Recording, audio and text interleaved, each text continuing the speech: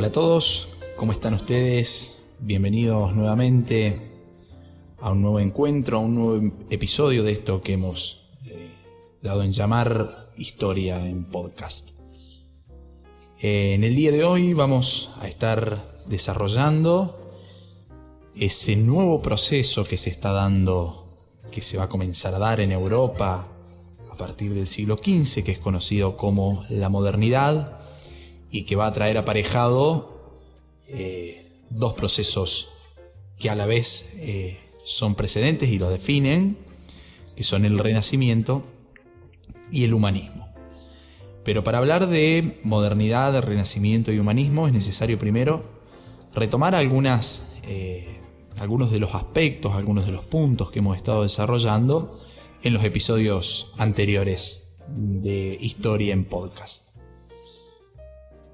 ¿Qué hemos venido diciendo anteriormente en torno a este tema? Nosotros hemos dejado ya en el episodio anterior alrededor de esa época, de ese periodo de tiempo conocido como Edad Media. Y hemos dicho que en la Edad Media la institución que controlaba absolutamente todo, la forma de pensar, la política, el arte, la educación, la vida cotidiana, es una institución que tiene una presencia demasiado fuerte en los países occidentales hasta el día de hoy, que es la Iglesia Católica. Esa Iglesia Católica se había convertido en la poseedora de la verdad, ¿sí? Entonces, todo, absolutamente todo, en la Edad Media se explicaba en Dios. Todo tenía una explicación divina. Yo a mis alumnos les digo que cuando se entra en la Edad Media, cuando la humanidad entra en ese periodo de tiempo que actualmente se conoce como Edad Media, se va a dejar de pensar para solamente dedicarse a creer. El hombre antiguo, el hombre de la antigüedad clásica, pensemos en los filósofos griegos, en los grandes pensadores romanos, eran hombres de razón, hombres de filosofía, hombres de un pensamiento muy elaborado, que de repente desaparece y deja de existir por el solo hecho de creer en lo que la Iglesia imponía como verdad absoluta y como forma de ver el mundo. Es por eso que decimos que controlaba la educación, la vida cotidiana, el arte, la política, etcétera, etcétera. Todo lo que se imaginen pasaba por la órbita de la Iglesia, salvo que cualquier persona quisiera salir por fuera de ese círculo bajo el riesgo de ser considerado hereje y sucumbir ante los tribunales de la Inquisición, que ya mucho se sabe, ¿no? Penas en la hoguera y todas estas cuestiones que son de público conocimiento. Decimos entonces que en la Edad Media Dios era la medida de todas las cosas. Esa teoría en la que Dios era la medida de todas las cosas y en la que todo se explicaba en Dios es conocida como una teoría teocéntrica o teocentrismo. Porque la etimología de esta palabra nos lleva a pensar en teo, que significa Dios, o sea que Dios es el centro del universo. Todo se explica en base a esa figura central que es Dios. A tal punto se deja de pensar para solamente creer que existe una institución dentro de lo que es la Iglesia, que son las ordalías o los juicios de Dios. Me encanta explicarle esto a mis alumnos de segundo y tercer año de la educación secundaria porque quedan realmente sorprendidos de la forma en la que el humano se acopia a la creencia de la Iglesia, ¿no? Estas ordalías o juicios de Dios eran pruebas para determinar la culpabilidad o la inocencia de una persona. Entonces, por ejemplo, yo puedo acusar a mi vecino que me robó 2 gallinas. El tribunal eclesiástico va a llamar a mi vecino, porque yo lo acusé de haberme robado, y le va a hacer superar una prueba para ver su inocencia o su culpabilidad. Esta prueba podía consistir, por ejemplo, en sumergir las manos en una olla de agua hirviendo. Y en el caso de salir las manos ilesas era inocente porque Dios había intervenido, y en el caso de salir las manos quemadas o con llagas el acusado era culpable, porque Dios también se había expresado ahí. Otras veces directamente sumergir al acusado en un río, y si salía con vida era inocente, y si salía sin vida era culpable, porque Dios había intervenido. Entonces yo le digo a mis alumnos, no es que las personas de la Edad Media actuaban así por tontos, ¿sí? Porque decimos estos tipos realmente qué cortitos de mente que eran. No, en realidad ellos, los propios acusados, los cuales eran sometidos a estas pruebas, estaban totalmente convencidos de que era Dios el que hablaba a través de su cuerpo. Entonces, esa visión en donde Dios es el centro de todo y todo se explica en Dios, es conocida como teocentrismo. Visión que va a llegar hasta el siglo XIV, siglo en el que comienza a desarrollarse la peste negra, la peste bubónica, de la cual ya hemos hablado en episodios anteriores, y que se va a profundizar mucho más aún en el siglo XV. Entonces, con esta crisis económica, social, de salud, etcétera, etcétera, vamos a caer en malas condiciones sociales y económicas, ¿no? En unas condiciones de vida realmente paupérrimas, muy malas. Entonces va a ser necesario buscar causas y soluciones a los problemas, y que no necesariamente las estaba dando la religión y no necesariamente las estaba explicando Dios. Entonces esas causas y esas soluciones comienzan a tener un centro nuevo que ya no es Dios, sino que es el hombre. Se comienza a pensar que el hombre es responsable de todo lo que al hombre le sucede. Ahí vamos a tener un primer cambio de visión que nos va a acercar a la modernidad, a ese concepto de modernidad, que va a ser esta nueva visión antropocéntrica o antropocentrismo, en donde desplazamos a Dios de las explicaciones mundanas para traer al hombre como responsable de sus propios actos. Se va a tomar al hombre como el ser más importante de la creación, lo que no quiere decir que la iglesia desaparezca. Efectivamente sabemos, parado en el día de hoy, que la iglesia no desapareció, sino que va a asumir un nuevo rol, que es el rol mediador entre Dios y el hombre. Pero ya Dios no va a ser el único capaz de explicar todo lo que sucede a nivel mundano, a nivel humano, si queremos decirlo. Ahí sitúo yo, alrededor del siglo XV, lo que es el inicio de la modernidad. Digo, no solamente yo, sino en resonancia a lo que muchos historiadores proponen, el inicio de la modernidad comienza con este cambio en la manera de pensar, en donde reemplazamos a la visión teocéntrica por la antropocéntrica. Va a haber un cambio en la forma de ver el mundo, además del cambio en la economía que ya hemos desarrollado en capítulos anteriores. Este inicio de la modernidad, que digo, estos nuevos cambios tanto económicos como a nivel de pensamiento, en el nivel de las ideas, comienzan a hacerse visibles en Italia, fundamentalmente en dos ciudades que van a ser Roma y Florencia. A partir de allí, en estas ciudades italianas, se va a revalorizar el pensamiento de la antigüedad clásica. Cuando hablamos de antigüedad clásica, estamos hablando particularmente de Grecia y Roma, que son las dos civilizaciones que le dan la base a la cultura occidental, ¿sí? ¿Qué va a ser, sobre todo la cultura italiana de estos años, las culturas de las ciudades de Florencia o de Firenze, que es lo mismo, y Roma, van a revalorizar ese pensamiento, esa forma de pensar y de razonar que tenían ya los antiguos? Y de hecho, ahí surge el concepto de Edad Media.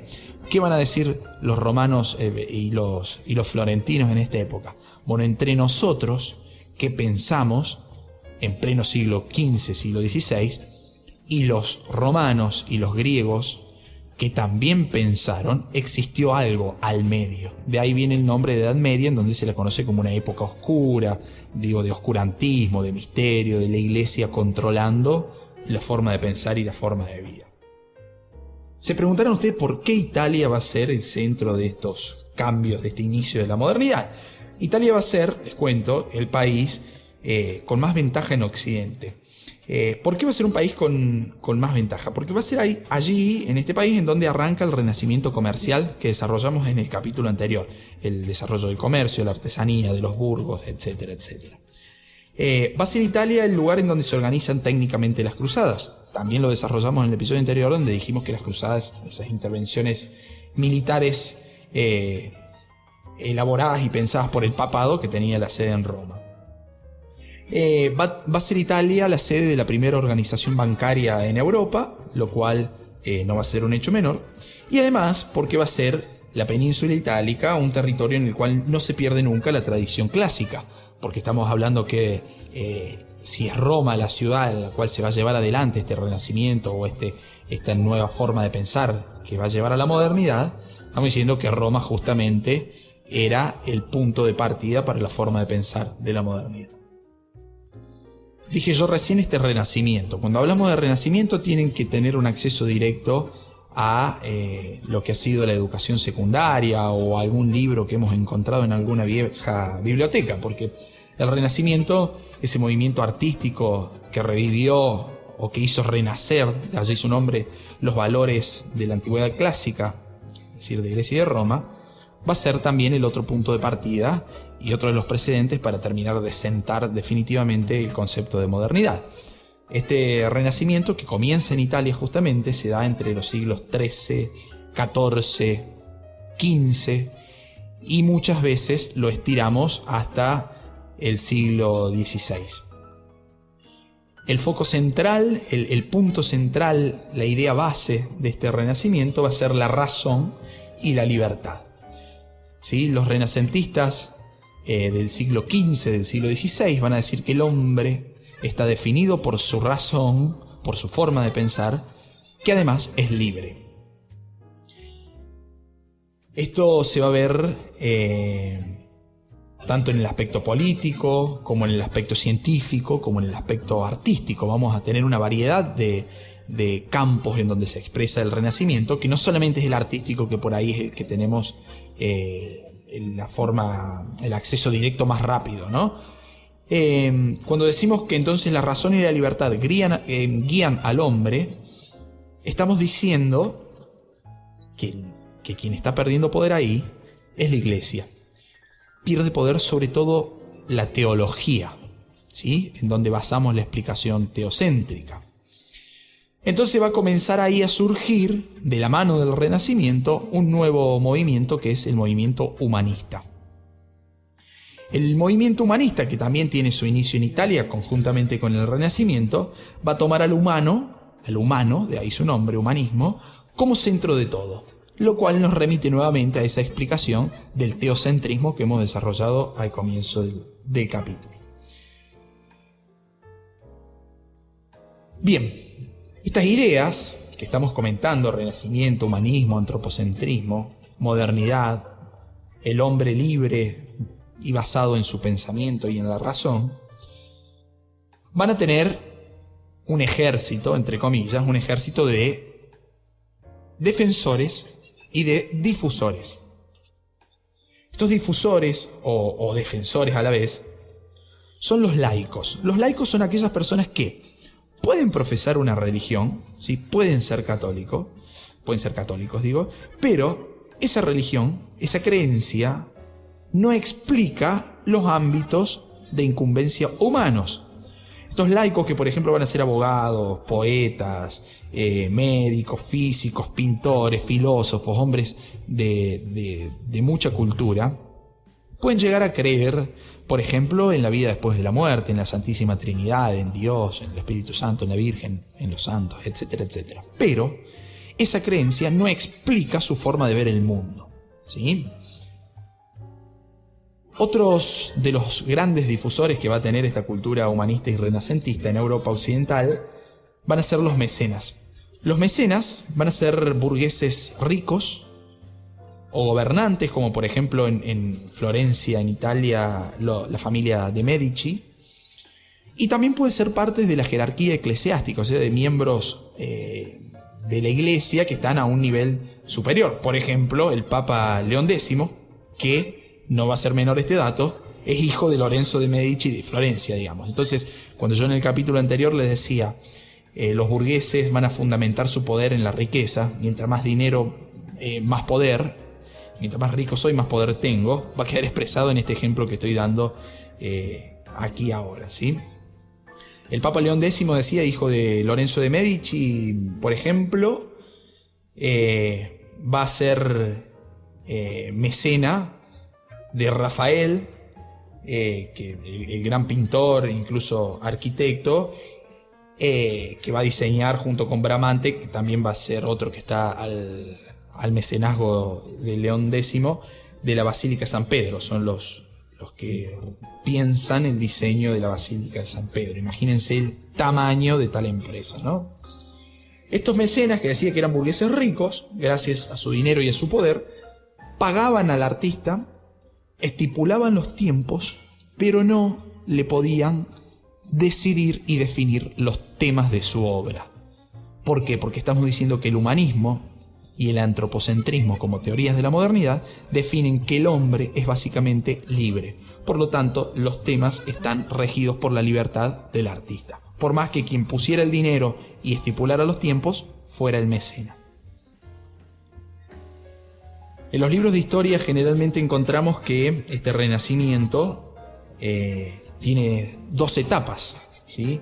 La primera etapa es la que tiene sede en Florencia, que va a tener a los de Medici como familia burguesa acaudalada que guía este proceso. Esa etapa va a ser conocida con el nombre de Quattrocento. Quattrocento justamente porque estamos hablando que esto se desarrolló a lo largo del siglo XIV, digamos, ¿sí? Y la segunda etapa, con sede en Roma, va a ser la conocida como Cinquecento, que se va a desarrollar justamente en el siglo XVI. Esto va a ser el origen, va a ser en estas dos ciudades italianas, pero va a ser un movimiento del Renacimiento y el humanismo que se va a difundir por toda Europa, ¿sí?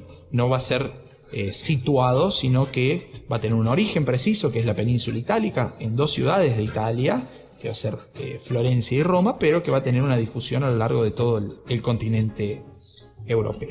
Y este renacimiento y este humanismo, le decía recién, que traen consigo el progreso, tanto político, científico como artístico, viene a sumar a la historia de la humanidad una renovación científica que va a ser realmente bastante importante, y vamos a ver por qué. Esta renovación científica del Renacimiento, decimos, está basada en la observación directa de la naturaleza. Ya los hombres dejan de creer en las explicaciones que la Iglesia y la religión dan de la realidad para ponerse a pensar y a observar. Algo similar a lo que hacían los filósofos físicos de la antigüedad. Físicos porque observaban la physis, la naturaleza, ¿sí? ¿Qué hacen estos científicos durante el Renacimiento?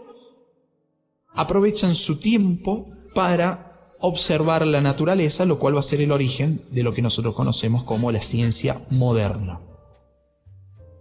La Iglesia va a dejar entonces de ser poseedora y rectora del poder, y lo que va a guiar al Renacimiento o a la renovación científica va a ser la libertad y la curiosidad, porque justamente para observar tenemos que tener algún tipo de curiosidad que nos lleve a centrarnos en algún tema para observar. Y acá van a surgir, por ejemplo, ciencias que esos primeros comienzos no van a ser tomadas como ciencia, pero que en la actualidad, a partir del siglo XIX, ya se convierten en ciencias, como por ejemplo la astronomía, con Copérnico a la cabeza, con su teoría heliocéntrica. Copérnico revoluciona la vida astronómica de la modernidad en Europa. ¿Por qué? Copérnico va a observar el espacio celestial y va a decir: che, acá hay algo que no está funcionando. La teoría geocéntrica, aquella en la cual la Tierra es el centro del sistema solar y todos los planetas giran alrededor, no funciona. Acá estamos en presencia de un sistema en donde la teoría que lo rige es la teoría heliocéntrica. Esto quiere decir que el Sol es el centro del sistema solar y el resto de los planetas, incluido la Tierra, giran en torno al Sol. Imagínense ustedes el lío, el revuelo que ocasionó esto en la vida de la Iglesia. Va a salir Galileo unos años después a respaldar las ideas de Copérnico, va a crear el telescopio para dar una manera más justa y correcta de observar justamente. Y Galileo dice: Copérnico, muchachos, tenía razón. El Sol es el centro del sistema solar, todos los planetas giran alrededor de él, incluso la Tierra, y no la Tierra como centro del sistema.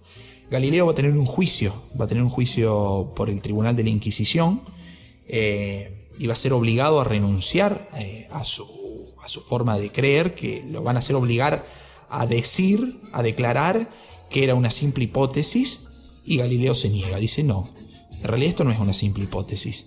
Yo he observado y he comprobado que lo que estoy diciendo es cierto. Por eso decimos que este es el origen de la ciencia moderna, ¿sí? El proponer una hipótesis y el comprobarla mediante la observación. Galileo lo hace en contraposición a la Iglesia. Y por último va a aparecer Kepler, Johannes Kepler, que va a proponer la idea, la teoría del movimiento de los planetas en este sistema que ha diseñado primero Copérnico y que ha respaldado Galileo. Otro de los grandes campos o rubros en donde vamos a tener una renovación científica va a ser en la medicina, ¿sí?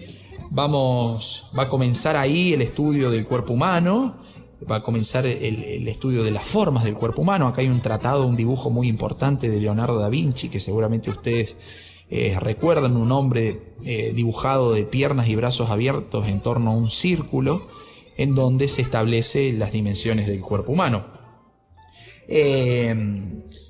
Y se tiene que comenzar a estudiar el cuerpo humano porque justamente las epidemias, las pestes, están azotando y hay que ver la forma de tratar de respaldar esto. Y esto va a ser el origen, por ejemplo, de la teoría microbiana moderna, ¿sí?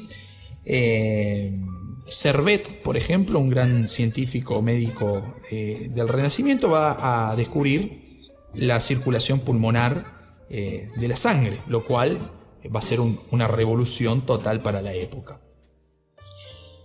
Y además vamos a tener una serie de adelantos técnicos que no están relacionados del todo con la ciencia, pero sí con los avances que vamos a tener en esta época del Renacimiento, que en la mayoría son de origen chino. Todo viene de China, mis amigos. No solamente los virus que tenemos en la actualidad, sino que también aquellos adelantos que signaron el Renacimiento europeo.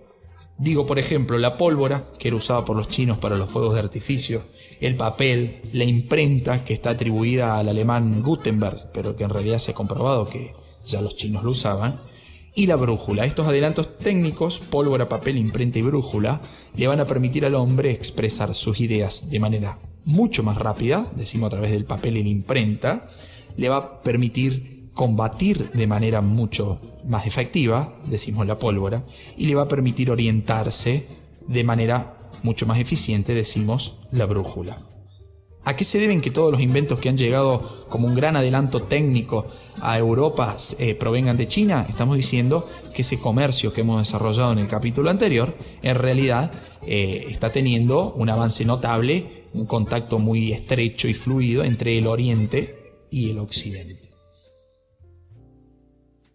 Por último, vamos a acceder a lo que se conoce en esta Edad Media como la renovación del cristianismo. La Iglesia no podía mantenerse ajena a todos los adelantos que estaban sucediendo en lo que hemos venido describiendo hasta el momento.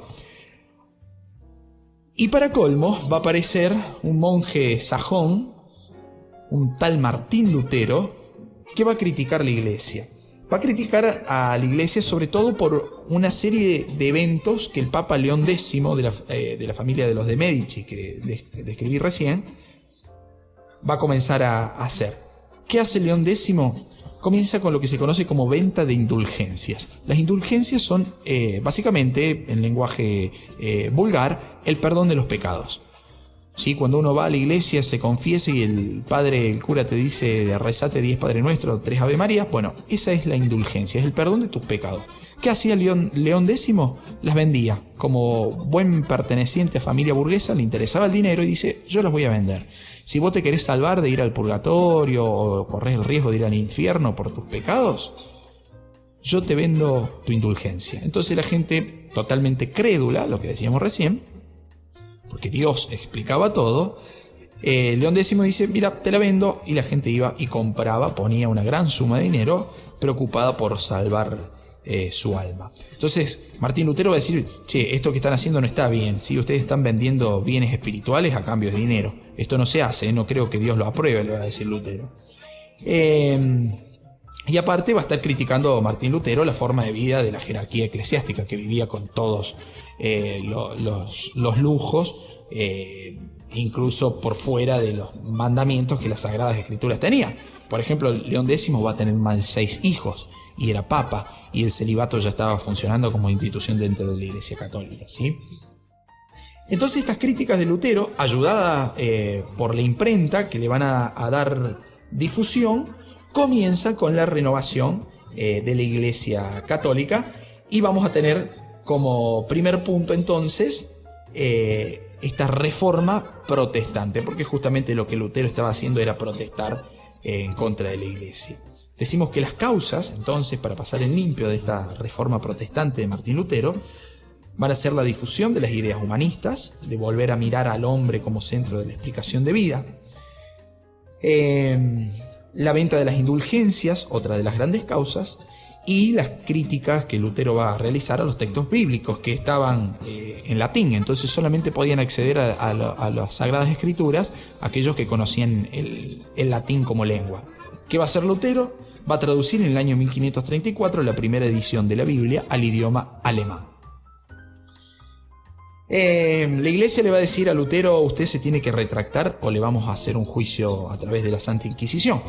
Lutero no acepta retractarse y lanza los postulados de su fe, lo cual aquí vamos a tener una apertura vamos a tener una división dentro de la iglesia, donde por un lado vamos a encontrar católicos y por el otro lado vamos a encontrar a protestantes luteranistas.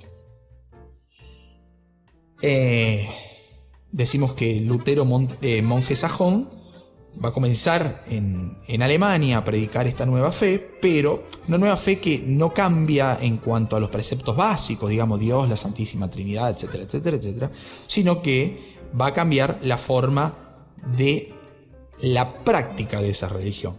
Estas ideas se van a extender incluso a todos los países de Europa Occidental, desatando muchas veces guerras de religión. Y por ejemplo en Inglaterra el rey Enrique VIII la va a tomar como religión oficial y se va a llamar en ese país, se la va a conocer en ese país con algunas reformas que Enrique VIII le va a realizar como anglicanismo, porque era la religión de los anglosajones.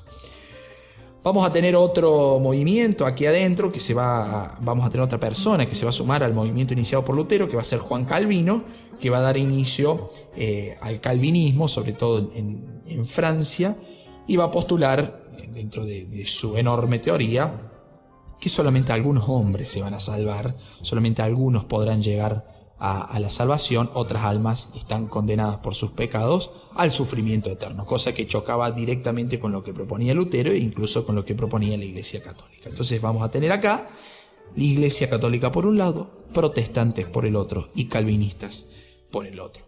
¿Qué va a hacer la Iglesia Católica? Va a decir la Iglesia Católica: bueno, o nos ayornamos a los nuevos tiempos que corren o desaparecemos. Entonces inicia una reforma motivada en esta necesidad de cambio, ¿sí? El Papa Paulo III va a llamar al Concilio de Trento entre el año 1545 y 1563, en donde se va a postular, por ejemplo, que el hombre se salva por la fe, pero también por sus actos.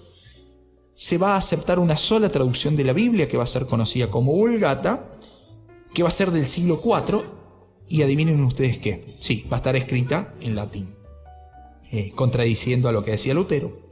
Se va a reafirmar la autoridad del Papa. Se van a dictar seminarios. Ahora el que quiere acceder al sacerdocio, el que va a querer ser cura a partir de la Reforma Católica, va a tener que iniciar un seminario. Esto existe hasta el día de hoy. Esta Reforma Católica le va a decir a los miembros del clero: che, pónganse un poquito las pilas y por favor vivan de manera un poquito más cauta, sin tantos excesos, por favor, que si no Lutero se nos enoja. Y vamos a tener, para lograr la difusión de esta fe católica reformada, la formación de nuevas órdenes religiosas, como por ejemplo la Compañía de Jesús, creada por Ignacio de Loyola, que va a ser conocida como los jesuitas, que van a tener una larga historia en América y que de hecho el Papa actual, Francisco I, o Jorge Bergoglio para los argentinos, es de esta orden religiosa de los jesuitas. Queda aquí pensar entonces si lo que está iniciando la Iglesia Católica verdaderamente fue una reforma católica o fue una contrarreforma, porque se hubiera reformado la Iglesia Católica si Martín Lutero no hubiera iniciado su serie de quejas? Muy bien, amigos, dejo abierta esa pregunta para que ustedes la respondan y la debatan.